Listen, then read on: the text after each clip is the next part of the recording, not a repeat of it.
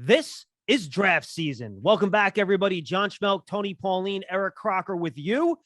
The Draft Season Podcast is presented by Tommy Hilfiger, a PVH brand and an official partner of the New York Football Giants. Episode 3, if you go back in the archive, folks, our last episode, we went through the top 5s in all of our offensive position groups. Today, we're going to go through our top 5s in our defensive position groups heading into the NFL Combine in Indianapolis. So it's going to be interior defensive linemen, edge players, off-ball linebackers, cornerbacks, and safeties. Gentlemen, let's get right to it. Tony, let's start with you. A very deep edge class, and we'll talk about that too in addition to the top 5. But let's go through it. Who are your top 5s? And in that conversation, how many of those guys do you think could go in the top 10 or even top 5 in this draft? Yeah, terrific class of pass rushers and some guys that are versatile. I still have Kayvon Thibodeau as my number 1 edge rusher. He may not be the first player drafted, but I think 2 or 3 years down the road, he's going to be the best player from this draft if he gets it all together and he prioritizes football. Then Aiden Hutchinson, really probably the safest prospect in this year's draft. David Ajabu of Michigan, who is a terrific edge rusher as well as an outstanding athlete who can play in space and drop off the line of scrimmage when you need him. George Karlaftis, the former water polo player from Purdue, who's got a tremendous amount of upside, a guy who impacts the game, but a guy who's got to get a little bit stronger. Trayvon Walker, the defensive end, another Georgia player. We'll talk a lot of Georgia players on my board today. A guy who plays defensive end. He's a forceful pass rusher, but he can also play off the line in space. I think all of those guys are first-round picks. All those guys will probably be top 22 picks with Thibodeau, Hutchinson, as well as Ajabu, maybe Karlaftis being top 10 picks.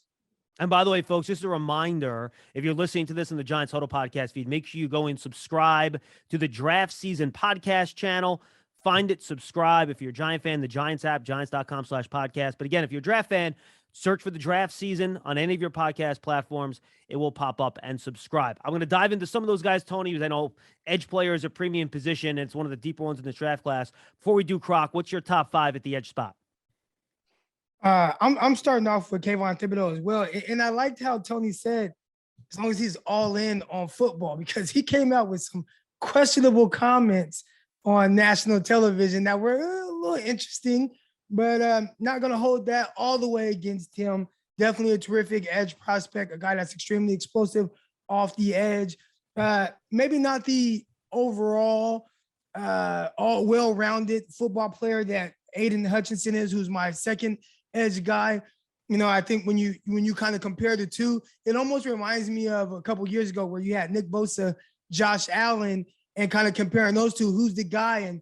And Josh Allen was the more pure explosive guy, but Bosa was more, just all well-rounded, really good traits. And I think we see the same thing from Aiden Hutchinson, really good motor. Maybe doesn't win quite with pure speed, but definitely the power, speed off of the line. I think he does a really good job with that. And then I have David Ajabu as my third edge guy. And I was intrigued. I was actually watching a cornerback that I probably won't mention today, but a cornerback, Vincent Gray. And I didn't know if this was David Ajabu's best game, but versus Indiana, I mean, he just kept jumping off the screen. I was like, wow, this is extremely impressive. Even on reps where he didn't quite get to the quarterback in the backfield, but just seeing his pursuit to the ball, I mean, it was amazing. So there might be some people, including me, that think he might even have a higher upside than Aiden Hutchinson. Maybe not quite there right now, but David Ajabu, that's my third guy. And now I like Jermaine Johnson and then George Karlaftis out of Purdue.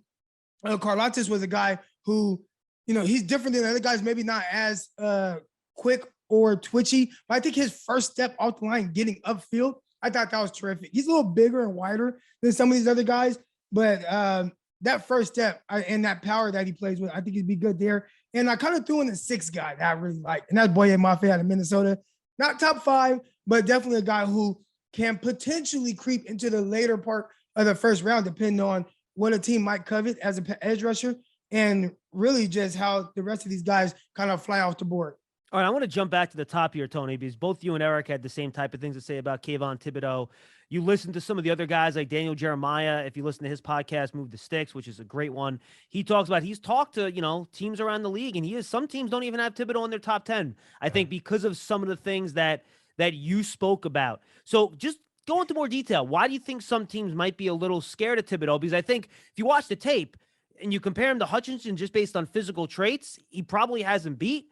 But I think most people believe Hutchinson's going to be picked before him. So if both of you guys are going to dive into that a little bit, that'd be great. I think with Thibodeau, it'll get to the point where it's paralysis by overanalysis. They'll talk about him being soft, but they forget about the fact that even after he hurt his ankle in the first game of the season against Fresno State, he played the rest of the season. They'll pick things out of his game and basically look for reasons to downgrade him. And there are some teams that will do that. And like I said, paralysis by overanalysis. I just think, as Eric said, and I said all along, I think he could be the better player 2 or 3 years down the road. It's just, do you want the safe pick now? Or do you want the guy that could be the better player 2 or 3 years down the road? It's interesting with Jacksonville because they, Eric talked about Josh Allen. That's the guy who they selected. Now they're at the top of the draft and have another decision to make. Yeah, I'm questioning if they're going to go edge there. If I'm them, I need to protect my young quarterback. But, one other thing that maybe teams might try to factor in, it could be Kayvon Thibodeau against the run, where, I don't think that's his strong point.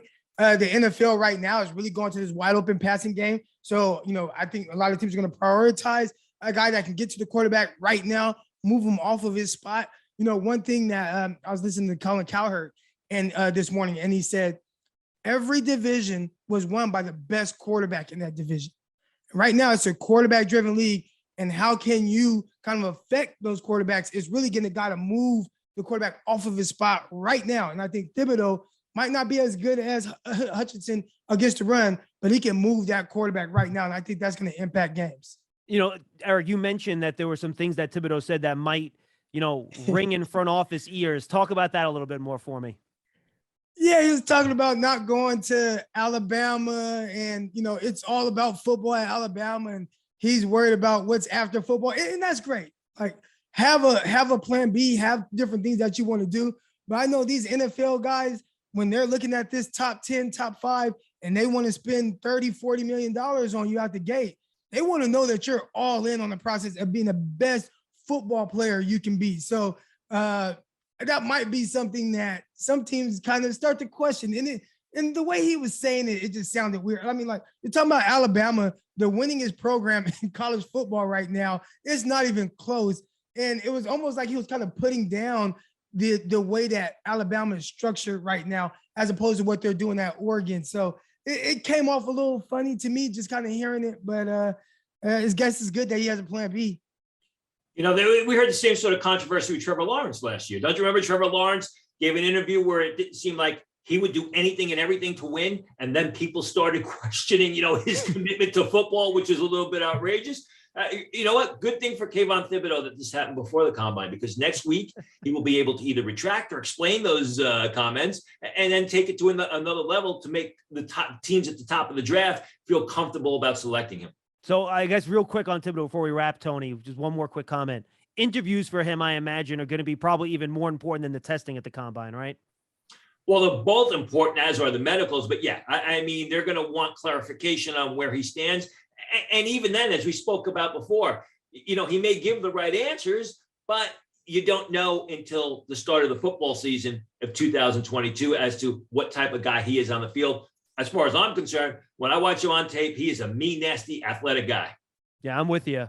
All right, I watched Hutchinson, and I went back, and I had to motor through these guys, so I didn't do my full watch of them, but I watched all of his pressures, all of his sacks, all of his quarterback hits. And the one thing that jumped out at me about Hutchinson, his motor's fantastic, and he's always going. He's got great hand usage, great power. But the thing that kind of got to me a little bit, all his sacks and quarterback hits, there wasn't one where he won with a speed rush and kind of bending the edge. And you mentioned safe, and I agree. I think the traits that I mentioned at the beginning of this question make him a safe pick and gives him a very high floor as a prospect. But how great of a defensive end and pass pressure player can you be, guys? And Eric, we'll start with you. If you can't consistently challenge offensive tackles with a speed rush. I think that can be a little difficult. They always have to kind of win a certain way with maybe more power. Again, I kind of compared him to Nick Bosa, but one thing about Nick Bosa, where he might not win with necessarily speed off the edge, but he's just exploding off the edge and then just having the really quick hands to knock guys down and be able to bend around. If Aiden Hutchinson can at least get that down and be consistent with that, him not looking like Thibodeau coming off the edge won't be an issue. Yeah, listen, I agree with you, John. And I've said this all along. Hutchinson, you can't question the motor. He's very productive. He was better in 2022 than he was 2021 than he was in 2020 when he missed half the season with an injury. But I mean, when you watch the film, how many times did he just put his head down and bull rush the tackle off the line of scrimmage into the pocket? You can do that on Saturday. You can't do that on Sunday. That's why there are things forget about Thibodeau. There are things in David Ajabu's game, his teammate, that I think project better to the next level than Aiden Hutchinson. The speed, the explosion, the ability to bend the edge, the natural violence in Ajabu's game.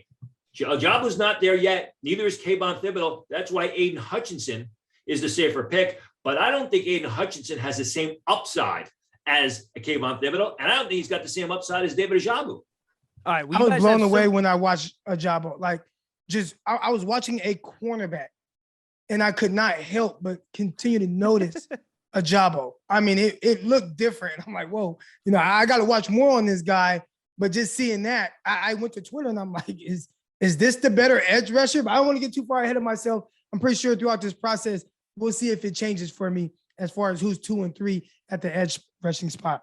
And you guys have a lot of the same guys. I guess my question for both of you before we move on to another position, how close is the next group, right? Because you talked about Karlaftis. You guys both have Ajabo. One of you guys have Tavon Walker. I'm with you, Croc. I have Jermaine Johnson. I actually like him as my third or fourth guy in this group. I think he's fantastic. But then you have other guys that a lot of people like. Arnold Ebikiti from Penn State. Cameron Thomas, San Diego State. Kingsley Enagbare from South Carolina. Boye Mafe from Minnesota. Crocker, you mentioned that. So I guess my question for you guys is, how far off is that next group?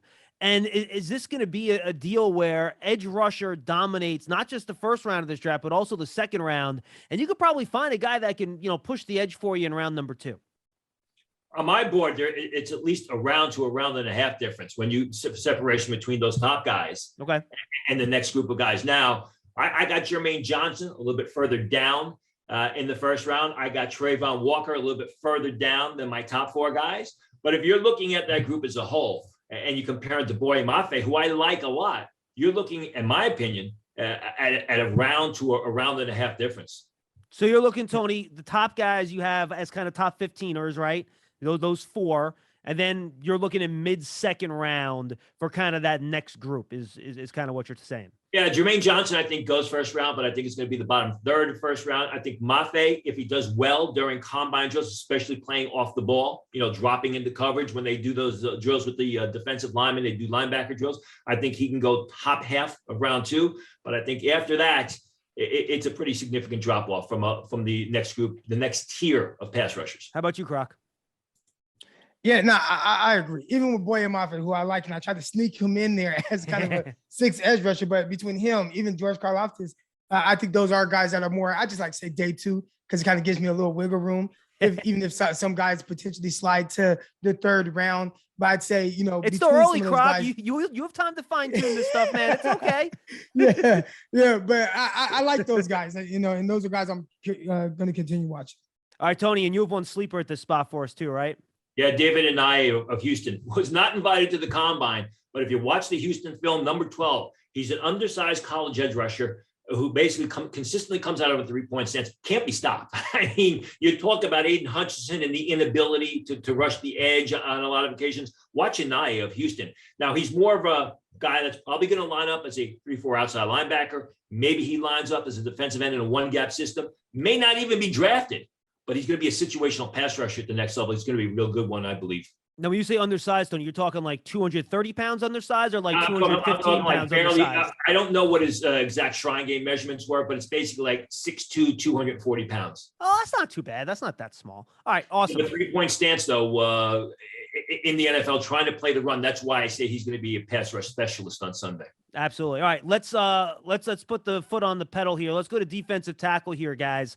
And Croc, let's start your top 5. And I like to try to categorize these guys like 3 technique or no. So if you can kind of go through your list as you do that, we can kind of get a feel for what all these guys can do.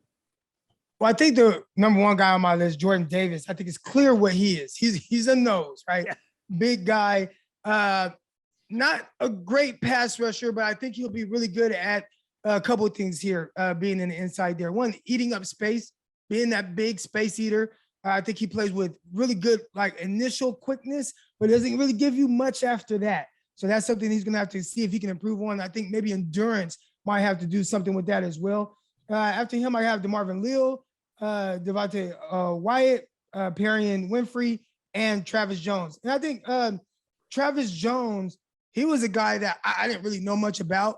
Watching him at the Senior Bowl, how he was performing there and winning initially, especially in one-on-ones, it kind of jumped out to me. So I know it's probably a little bit higher than most people, but I know I got a good chance to see him up close and personal. I think Devontae Wyatt out of Georgia, that's another guy who some of these guys, he might be more of a 3-tech as opposed to a nose, but has some similar strengths, I think, right away.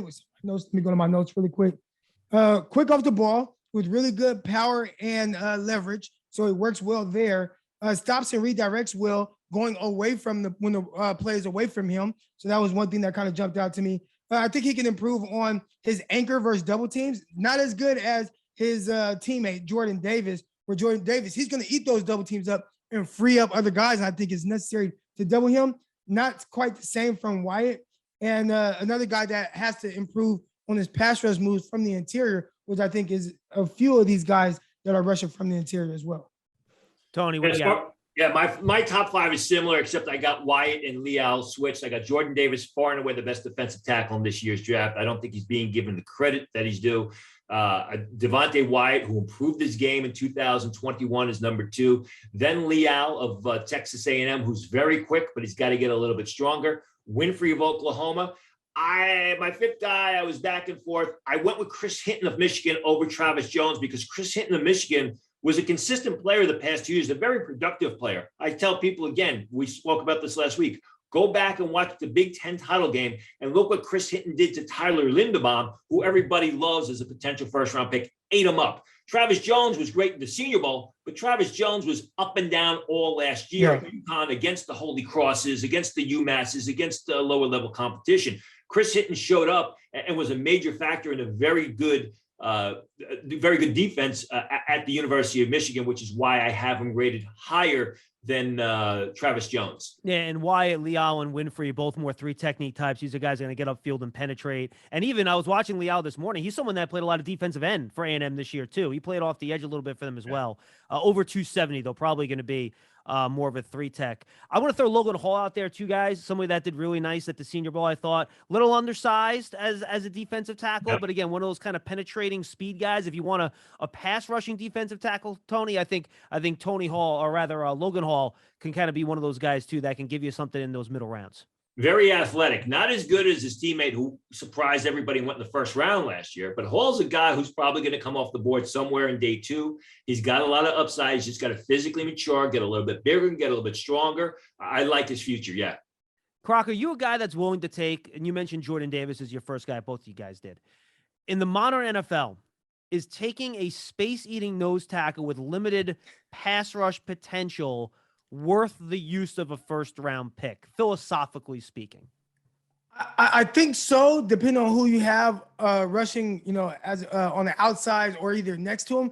But him eating up and demanding double teams in the interior, I think that's going to free up the other guys around him, whether it's in the run game and setting up, second and long or third and long situations, or in the pass game where, he still has that really good strength and power off the line where he can push guys back and knock them into the lap of the quarterback. He's not going to be DeForest Buckner where he beats a guy with that big swim move that Buckner wins with a lot of the times. But being able to just push guys back into the lap of the quarterback, making the quarterback, again, move off their spots and then have some edge rushes that'll help clean up the play for him. I think that's where a lot of his, where people are going to like him a lot.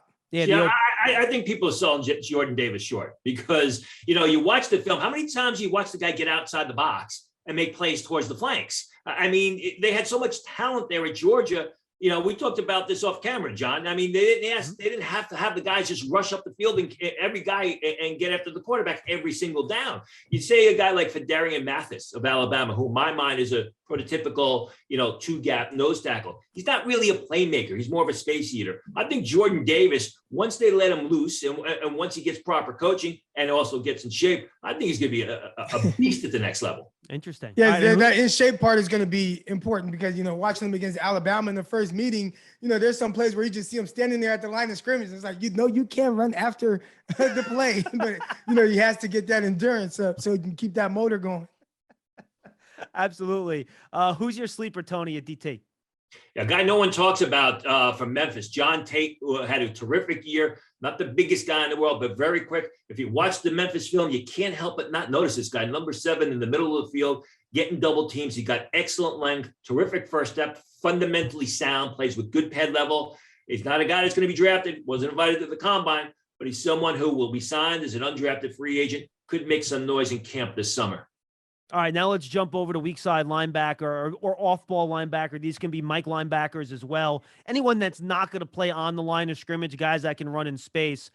Tony, we'll start with you here. And I know most people have, 2 of these guys at the top of the board. You do as well. And then Devin Lloyd and Nakobe Dean. As you go through your top 5, what in your mind kind of separates those 2, and how high should fans be looking for them to go off the board on draft day? I think it's size, really. I mean, let's keep an eye on how big Nakobe Dean is come his combine workouts. There are some people out there telling me he may not even measure 5'11", where, Devin Lloyd's got those great measurables, 6'3", 235, 240 pounds, and he's incredibly athletic. So I think the size, the fact that Devin Lloyd's got those great measurables, where Nakobe Dean is, a little bit smaller, you may have some limitations with him because of that lack of size. That is the big separating factor as far as I'm concerned. I also think that Nakobe Dean's job was a little bit easier at Georgia with all the talent around him, not just the talent in front of him, but the talent on the sides of him and the guys playing behind him who were outstanding, made his job a little bit easier, not to take away from his game. Whereas Devin Lloyd, it was basically him and everybody else at Utah. And then who's the rest of your top 5, Tone? Another Georgia kid, Channing Tisdale, who I thought played great in that championship game, but he had a real good season. Christian Harris of Alabama, who coming into the season, I would have rated a lot higher. Although up until the playoffs, he was kind of up and down, very inconsistent, but a great 3-down linebacker at the top of his game. And then Brian Asamoah, another undersized running chase pursuit linebacker, your traditional weak side linebacker in a 4-3, an inside guy in a 3-4 that you just let him run to the ball in pursuit. I thought he did a nice job at the senior ball too, Asamoah from Oklahoma. I thought he had a nice little week there. How about you, Croc? Yeah, I think our lists are a little different. All right, so I have Nakobe Dean first, Devin Lloyd, Chad Muma, Quay Walker, and Christian Harris. I have him on there as well. Nakobe Dean, and I like how Tony talked about his lack of height. And it's not just the height, man. It's the weight, too. I'm pretty sure people are going to be curious to see what he weighs in there. I mean, he's listed at like 225 pounds. That's dang near, strong safety. That's almost a safety, right? Yeah. Right, without the height, right? So, but one thing that was I really kind of prioritized with both Nakobe Dean and Devin Lloyd, and why they're ahead of a guy like Chad Muma for me. I think they're better in coverage, better in space. And when you watch Nakobe Dean, I know his job was a little easier. Talked about their front and having 2 defensive tackles there in my top 5. They also have 2 linebackers in there. So definitely a lot more talent around him. But his ability to just run sideline to sideline and chase guys down in that pursuit, and then be able to kind of drop down and flip his hips in coverage and be able to do some things there. You look at how they utilize him as a pass rusher as well on some sacks. I mean, he had 6 sacks in 2021. So just a tremendous blitzer as well. The speed, the football IQ, I think those things are going to jump off. And that's why I still have him up there. Hopefully he can weigh in around 230 pounds. You'll feel a little bit more comfortable with him having to take on some blockers right now. Just that freakish athleticism in space. I think that's where I give him kind of the edge there. I had Chad Muma on here, and I know Tony didn't have him, but I mean, just tremendous tackler. All right. That was the one thing that I put out there. Really good. He led the nation in tackles. That's something that's going to be really good. Doesn't give up a whole lot of leak yardage. I got that term from listening to Robert Saleh talk about when guys go in to make tackles and then they kind of get ran over a little bit and the guy pick up another 2-3 yards. Weren't really quite seeing that a whole lot with Chad Muma. He has a size I think that Tony would covet. So that was one thing that jumped out. Really good at shedding blockers at the next level. That was good. But the big question mark I have with him is coverage. Yeah. And, I talked about the top two guys, how good they are in space, chasing guys down. Chad Mooma is not quite the athlete as those guys. And also in coverage, can he cover? Because if not, that's going to be an issue. But he's so heady, really like his instincts, his play recognition. If he can kind of take that over into the coverage part of his game, I think we're talking about a tremendous linebacker. Tony, who's your sleeper? Levi Jones, North Carolina State, a guy who's flashed ability the past 2 years, 6'2.5", 235 pounds, runs and plays in the low 4.6s. You can use him at the line, up the field as a pass rusher, solid against the run, backed off in coverage. He can cover a lot of area, can cover the tight ends. The problem is he's yet to pull the pieces together. If he does, you're going to have a free agent steal because he's not going to be selected in the draft. Now, after that Senior Bowl, he might not be a sleeper anymore, but he did go to Montana State, right? So Troy Anderson, who I really like too. I had not watched him at all until I got to Mobile for the Senior Bowl, and Tony, I thought he was fantastic. And you talk about Muma's ability to cover. I did not love him in space at the Senior Bowl. I loved Anderson in space at the Senior Bowl. He showed the ability to move and cover extremely well. That's what he had to do. I mean, if Troy Anderson was graded as a potential day 2 pick by a lot of scouts coming into the Senior Bowl. Now, if you watch him on film, he's a big, forceful guy at Montana State, FCS Division I AA. He goes sideline to sideline. He's great in the box, but there was always that question as, can he make plays moving in reverse? And that was something that he had to answer at the Senior Bowl, and he did in a good way. I had written about it at Pro Football Network right after the Senior Bowl. He was a major winner, primarily because he exceeded the expectations in coverage against the tight ends, against the running backs when they do the one-on-ones. He didn't look stiff. He looked almost natural, which is something he didn't do at Montana State. Croc, and you mentioned this, and I think this will be the last point we'll make on linebackers before we go on to the defensive backs. I think linebacker might be right now the hardest position in the NFL to play because you have to do so many things, right? For the teams that run the read option, you got to, make reads on that. You have to be able to cover tight ends or these, running backs that are basically, half wide receivers now coming out of the backfield. They also want you to take on offensive linemen, shed them, and then make a play in the running game in the box. I mean, these are really tough things for one guy to be able to do. So are we almost at the point here, and obviously both of you guys can answer this, where you almost have to put these linebackers into boxes where this is, becoming a specialized position just because we don't have many guys out there like a Micah Parsons who has the physical skills to kind of do everything, where now this is kind of, what packaging in that's going to kind of determine who's on the field.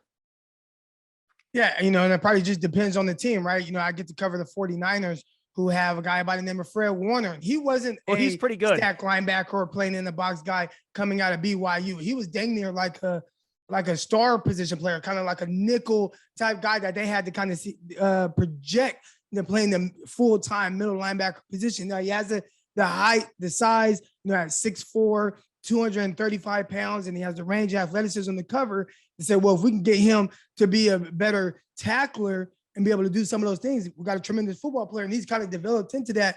I wonder if some of these teams will start to prioritize the coverage skills, guys that have size, and then just say, hey, we'll see if we can teach them how to make run fits. And I think that's worked with Fred Warner. I'm not sure if it's going to work for everybody else, but that coverage, what 49ers kind of prioritize with him, and I've seen him run vertically with the receivers, the guys in the number 3 spot. He has to run with those guys. There's been plays where he's had to run upfield and flip his hips and make a play on the ball in space against guys like Hollywood Brown. That's a lot to ask of a linebacker. Yeah, I mean, that's why you have the what they're called 2-down linebackers or 2-down players, because when it's 3rd and 6 or 3rd and 7, you got to take them off the field in coverage. That's also why you're starting to see more and more teams select college safeties and move them up to outside linebackers because they have that athleticism, because they have the speed. And that's also why Devin Lloyd is my number 1 rated space linebacker, because if you watch him, he covers a tremendous amount of area. He's good up the field on the rush. He gets great depth on his pass drops. You can play him in coverage over those running backs, over the tight ends. Same thing with Christian Harris of Alabama, who was exceptional at it. It's just he was a little inconsistent about it in 2021. And by the way, Croc mentioned it. You can find him in the Locked On 49ers podcast, the Locked On NFL Draft podcast, and of course, Tony, you can find him over at Pro Football Network. And Croc, also the former defensive back and corner. So I have to let you lead off on the corners, my man. Go ahead. Who do you got? Yeah, these are my guys. I'm kind of surprised I'm saying this right now, but I have Sauce Gardner at number 1. Derek Stingley at 2, Andrew Booth at 3, Roger McCreary, who I really like, but still questionable with a little bit of like length concerns, things like that. Not sure to matter. I'll get into that in the entire Elam out of Florida. But Sauce Gardner, and I went back and I watched Derek Stingley. And one thing that jumped out to me, just on any film that you put on, just the plays that pop and say, wow, that's a little different. All right. So I'm watching Sauce Gardner against Alabama. Those are the best receivers he'll play against, lined up plenty of times against Jameson Williams. And there's this thing called pressure key, visual key, right? So when I was watching the national or the playoff game, it was this one play where it looked like cover 2. He was on the outside, got his hands on the guy, watched him down the line. There was a guy that went in motion. He flared out to the sideline. He came off number 1, made the tackle on the guy in the flats. And I'm thinking, okay, it's cover 2. Well, last weekend, I'm watching the all 22. It's single high safety. I'm like, wait, I'm looking at everybody else. This is man coverage. So he had the awareness to get his hands on the guy, had him controlled. Now I can peek, sees the guy going out into the flats, peels off of him and makes a tackle for loss. That was special to me, just the kind of awareness that he has. Wow. I was a little worried with those kind of guys that say at 6'3", 200 pounds. Hey, what are his feet going to look like? Can he get a little too handsy? What are their hips going to look like? And I thought for the most part, he moved extremely well for someone of his size. There were times at the line of scrimmage where he would get a little too handsy, but when he did it right and trusted his feet and used his feet, I like to say press with your feet. When he pressed with his feet and used his feet to get in position to get hands-on, it looked really good. And I didn't see any issues covering guys vertically. Now, is he the best guy in space? Maybe not. That's an area where he could potentially improve. But, hey, play him at the line of scrimmage more. I think he reads concepts extremely well. They play a versatile defense there at Cincinnati. I think he'd be good there. I talked about Roger McCreary. He's my CB4 in this class. And, he was a guy who, again, watching him against Alabama, I like to watch guys against the best talent that they played against and how they utilize him. He maybe was targeted 12 times in that game. I mean, there was plenty of times he was targeted. I thought he held his own at all levels, playing in the slot against these guys, playing on the outside. He ran with slot phase extremely well, broke up a couple passes on slot phase, one in the end zone, one down the left sideline. Thought he covered guys in space well. His issue was more so they played so much man. Sometimes when he got caught in traffic, he was able to kind of give up some chunk plays. But aside from that, thought he was going to press. He can play some off. Thought he challenged receivers very well. So he's a guy who I probably am higher on him than where I have him, which is at 4, but a guy I really like. Tony. Yeah, I got the same 5 guys, but a little bit different order. I got Stingley slightly ahead of Ahmad Gardner. I mean, Stingley's phenomenal play as a freshman. I just can't get that out of my mind. And he was a shutdown guy. Now, he hasn't played much football the past 2 years, and there are some question marks about that. And I can see Ahmad Gardner jumping him. Want to see what happens at the combine. But Stingley, I guess Stingley's sort of a roll of the dice. Are you getting the Stingley that we saw as a freshman in 2019, or are you getting the guy that really hasn't played too much football the past 2 years, and even in 2020 didn't play that well? I still like what I saw from Stingley early on. Yeah, and Tony, just really quick to add on Stingley. I went back and I watched that freshman year tape. His ability to turn his hips and change direction and transfer to man and trail and all that stuff, he doesn't lose any speed. It was elite of the elite. And get his head back around downfield and track the pass of the ball and position himself against opponents, which Ahmad Gardner improved on last year, but still has been a problem, with the face guarding at times. After that, I have Roger McCreary. Yeah, I know he's got short arms, not the biggest guy in the world, but man, this cat gets it between the ears. You can just see he's got great awareness. He's got great instincts. He makes plays with his back to the ball, which I absolutely love and put a premium on. He's got a great burst of the ball. He's consistently productive, just phenomenal ball skills. Andrew Booth, right there with McCreary on my board. Andrew Booth, I want to see what his true measurements are at the combine, see if he measures 6 foot tall. And then Kara Elam is my number 5 guy. I like Elam a lot. I think the fact is he wasn't targeted all that much at Florida because he was so good. But he's a guy who I think is going to go second round, but is realistically first round type talent. And by the way, folks, just so you guys know at home, we do not share these lists before we go. So when you say, boy, these lists are really similar, that just means with 2 guys doing completely different types of tape study that they're coming to the same conclusions. That should tell you something. Let me ask you guys about one guy that didn't appear on either one of your lists, and I watched him this morning, and I was pretty impressed by him, and that's Trent McDuffie out of Washington, and they've developed a lot of good cornerbacks. he is sticky as hell, man. Like, I think he could end up being a really good NFL slot guy. He played a lot of zone there. He did play some man too. I thought he was fluid enough to really mirror in coverage. What did you guys think of McDuffie, and is he the kind of that next guy up for you guys on your lists? You know, with some of these guys that play so much zone, almost like what we saw a few years ago, Byron Murphy, and I know same school, but they were kind of utilized the same way. It's hard to see them in man coverage. I mean, he played so much off. He wasn't really challenging himself. And then the receivers that he went against, I didn't think that they were really challenging him as much. So I think there's just a lot more. Maybe I have to dig a little bit deeper with McDuffie. I know there are people that really like him and think that, hey, really good mindset, versatile type cornerback. But I just have to see a little bit more. I didn't see him challenge enough as opposed to these other guys. I have no questions about who they are and what I'm seeing and what my notes are saying on film.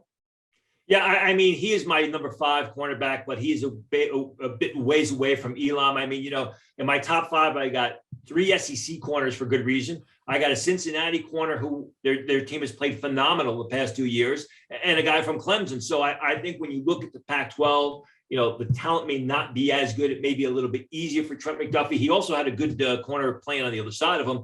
I like McDuffie. I just don't like him as much as the other guys. I got 2 more questions on the corners here, guys.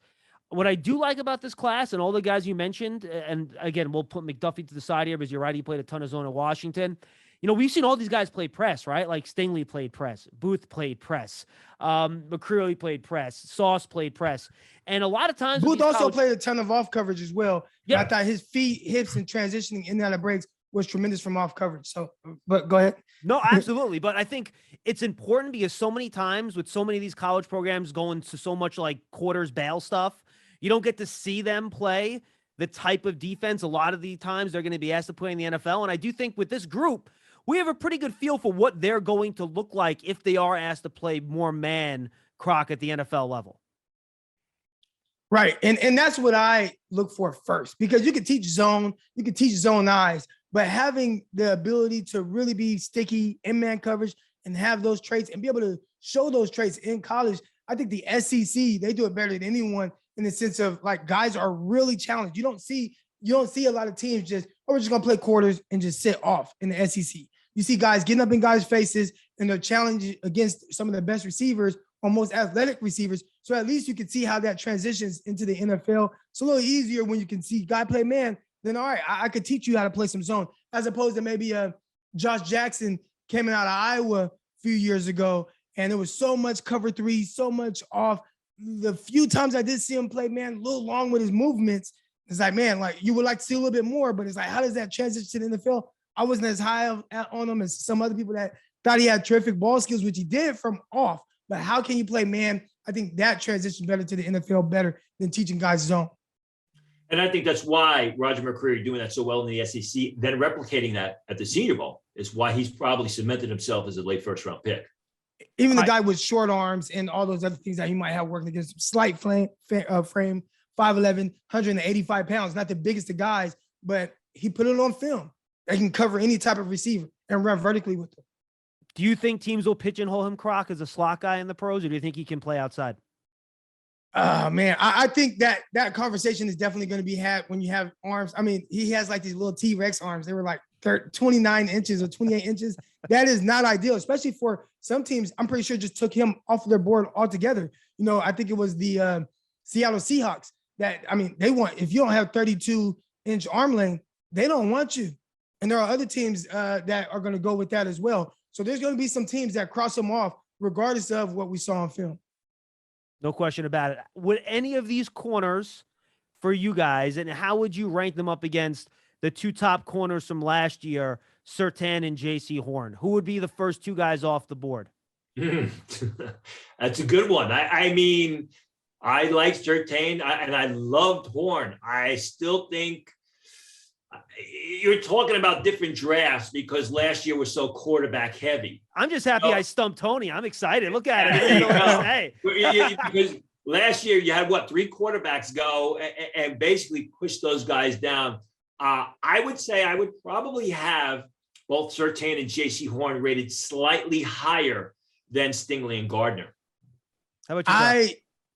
I loved J.C. Horn. And the reason why it was some of the things that you can't teach and your measurements can't teach this as well. It was just who he was, just the competitor, the alpha male, the leader. You know, I have got some insight from one of my guys I was at South Carolina telling me, hey, from the time this guy showed up, he was the leader in the secondary as a true freshman, those type of leadership skills. And then when he went and tested extremely well through the roof, jumped over 40 inches, ran in the 4.3s, and they said, hey, were you inspired by what Patrick Surtain did? He said, no, I'm the standard, right? On national television, I'm the standard for what these other guys want to be. And I'm like, man, it's hard to find guys that are like that. And the challenges he took on in college, shadowing guys, you don't see a whole lot of shadowing going on in college football, but he would cover you outside, inside, guard big guys, smaller guys. And there were some things he could improve on in the sense of movement skills and things like that, but just tremendous. So he'd still be my number one. And another guy, like, you didn't even mention him, but Greg Newsome out of Northwestern, he had some injury issues, but that was a guy I thought he had the best overall film in the sense of being a press guy, off guy, challenging himself in space, his feet doing a lot of the thinking for him out there. I mean, he was tremendous, and he had a really good rookie year to back that up. Interesting. So we'll see. I think both Gardner and Stingley guys, top 10 picks. Going to be top 12 picks, top 10 picks. Let's see what happens at the combine. Let's see. If they run well, they run well. Top 15 for sure. Do you think the Stingley stuff might scare enough teams off where he could drop, or do you think that freshman tape will kind of keep him up there? I don't think he's going to drop that far because he's going to be over 6 foot tall, and then McCreary's smaller. Andrew Booth, I don't know how tall he's going to be. We'll see what his measurements are, and I just don't think he's as good as Kerry Elam. You know, we didn't say as long as they stay away from Stingley versus Devontae Smith, I think he should be all right. But they watched that film. Both years he kind of struggled, and maybe it's injuries, and then that's a whole nother question as well. Yeah, you go back, Devontae Smith beat him deep a couple times in those games, no question about it. And then Booth, you guys mentioned, we didn't really touch much on Booth, except to kind of mention him in passing. You know, I thought he made some really nice plays, but then early in the year, there were some big plays he gave up too, I thought. Kind of a boomer bust guy. Give me a little thumbnail on Booth. I think go ahead, Eric. Oh, no, I was just saying from a movement skill standpoint, doesn't get much better with his feet, the hips, change of direction, the athleticism. You know, there's this freakish interception that's floating around the internet right now. I remember seeing it earlier in the season, and you see it now where he's just, leaps out the building to pick off a pass, and just having that type of natural fluid athleticism. I think some teams are really coveted.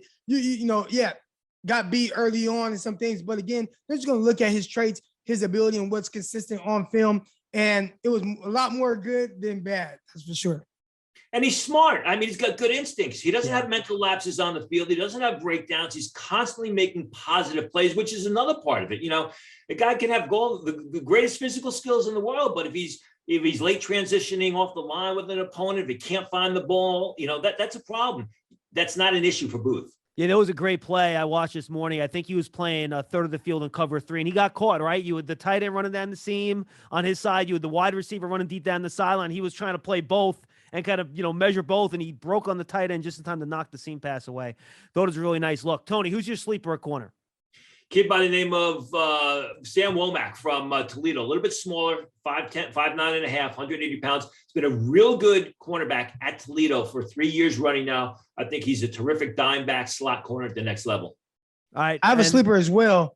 Vincent Gray out of Michigan. I think he's a guy nobody's really talking about, and, he had a rough kind of year before, but I thought this year kind of bounced back well. Thought he showed tremendous ability to really be able to play press as well as some off, not as great in space. And there might be some question about his speed. I thought on film, he didn't have any issues covering the vertical pushing routes. Maybe didn't play against the elite guys, but I have not seen the all 22 of the Ohio State game. So I would love to see that for kind of really giving my final analysis on him. But I thought overall, just the physicality, going out of his way to make tackles, his ability to play press at the line of scrimmage. Not too many times you see him out of phase. Did a terrific job of reading receivers down. I think a lot of, he has the size, he has all that. It's going to come down to how well does he test and potentially kind of bump him up into maybe a late day 2 type guy. Yeah, going against those Ohio State receivers, obviously, that's a great test. 3 excellent players going down the field there. All right, let's wrap it up with safety, boys. Tony, obviously, we know Kyle Hamilton's number 1 for everyone. Who do you have rounding it out? And are any of these guys going to sneak into the first round? Yeah, I think Hamilton's the only first rounder at the position. After that, Lewis Seen of Georgia, who I think is a tremendous overall safety guy. You can play in coverage over the slot receiver. He's not going to be a liability. Great range. Here's a sleeper to keep an eye on. I'm sure no one else has got his name out there. Nick Cross of Maryland, who is expected to test through the roof at the combine, was a good player at Maryland. Again, very good against the pass, not just a downhill up the field safety, but can go sideline to sideline when the ball is in the air, makes a lot of positive plays. I like Jaquan Brisker of Penn State a lot, very explosive, gets to the ball, makes a lot of positive plays. And Jalen Petrie of Baylor, who kind of played a hybrid linebacker safety position at Baylor, went to the Senior Bowl, proved that, like you were talking about Troy Anderson before Montana State, proved that it made the seamless transition into coverage in those one-on-one drills, right in his hips, fluid moving backwards, was able to stay on the receiver's hip out of breaks, really showed me a lot of coverage skills at the Senior Bowl, which he wasn't asked to do all that much of at Baylor. Croc. Yeah, so I got Kyle Hamilton. That's my number 1 guy. When you have that 6'4" frame, 220 pounds, the ability to cover space as he has. I mean, we've all seen the plays where, he's playing too high, far hash, and beelines all the way across the field to make an interception, diving interception on the sideline, shows special range. And his range just doesn't just stop there in coverage, where he's a playmaker as well. But his range to start off as a too high safety, come down on key downs, and I saw him make a tackle for a loss on 4th and 2, starting out as a too high safety. Thought that was tremendous. How will he do in space consistently, especially in the NFL, if he's asked to do a little bit more man coverage, guys, being that long cut, long-legged type guy? Can he transition and move with guys in space? That's going to be a question, but I think he has a lot of ability. I can't wait to see how he tests. I got Daxton Hill 2nd, Jalen Petrie 3rd, Lewis Seen, and then Verone McKinley out of Oregon, showing a little bit of love to some Pac-12 guys. But Daxton Hill and Petrie both have the ability to play some safety, but also come down playing the nickel. Michigan did a ton of this with Daxton Hill. Lining him up in slots, felt comfortable with him playing coverage in space, running with slot fades was one of the toughest things to do, especially for a safety. Think he did that well. I think NFL teams might prioritize his coverage ability and kind of bump him up a little bit. So, those were – and then there was a play that showed his toughness, right? I'm watching him against Indiana, and he runs vertically, does a terrific job running with a slot fade, locked up, straps, don't throw it here. But the quarterback took off. And a quarterback that has a full head of steam, he defeated the block, and then with really no ability to kind of really gather any type of momentum, just runs straight into the quarterback, flips the quarterback. And I was like, that guy has some stones, because a lot of times when guys run at you and you don't have a good angle to take some of the brunt away from that impact, they kind of shy away from it. He didn't. That showed the mindset that he has for a guy that's not very big. And then, guys, make the case. Kyle Hamilton worth a top 5 pick, worth a top 10 pick, or maybe not even that? Where do you guys stand on that with Hamilton? Yeah, I don't think he's worth a top 5 pick. And go back to what Eric said. This is something I said all along. He's a long-limbed guy who's more of a loper. Is he going to be able to cover a lot of area and space? And I go back to what I said one of the first shows we did. I think as you get closer to the draft, you're going to hear more and more people talking about Kyle Hamilton's best position at the next level is outside linebacker, not safety. Go back to what we talked about at the linebacker position, how they're taking athletic safeties and putting them at outside linebackers so they can, cover the tight end, so they can cover the running backs. I like Kyle Hamilton. I'm just not in love with him as a pure, true free safety in the NFL or really a top 5, top 8 pick. And you talked about moving a safety to linebacker. 49ers have 3 of those. I talked about Fred Warner, but also Dre Greenlaw. He played safety a lot at Arkansas. And also Azeez Al-Shaair, he played some safety in college as well. So maybe Kyle Hamilton's the next in line for that transition. All right, you guys got some sleepers. Tony, how about you first?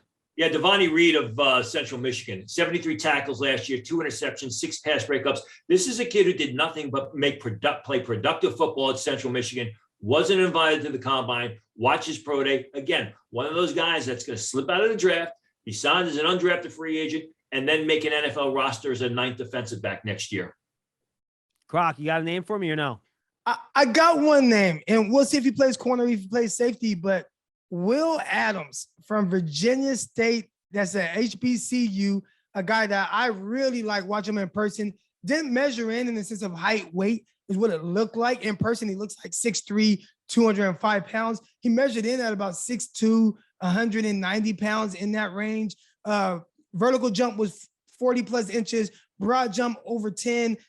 40, it sounds like he's going to improve on that from what he did at the HBCU combine. But just from an athletic standpoint, I think that's a guy that if he can add a little bit of weight to his frame, he was smooth in and out of breaks. I thought he transitioned well. I thought the change of direction was extremely well while watching him. That's a guy who I think, we'll see. He's not going to be at the combine, so that might hurt him a little bit with that exposure. But maybe a guy that could be either a potential late round or undrafted rookie free agent.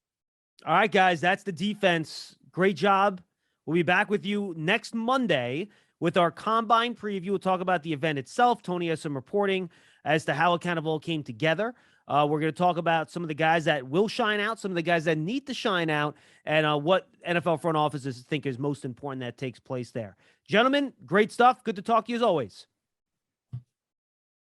For Tony, Pauline, and Eric Crocker, I'm John Schmeelk. Thanks for being with us on the Draft Season Podcast. Remember, find it on your favorite podcast platforms and subscribe. This is Draft Season. We'll see you next time.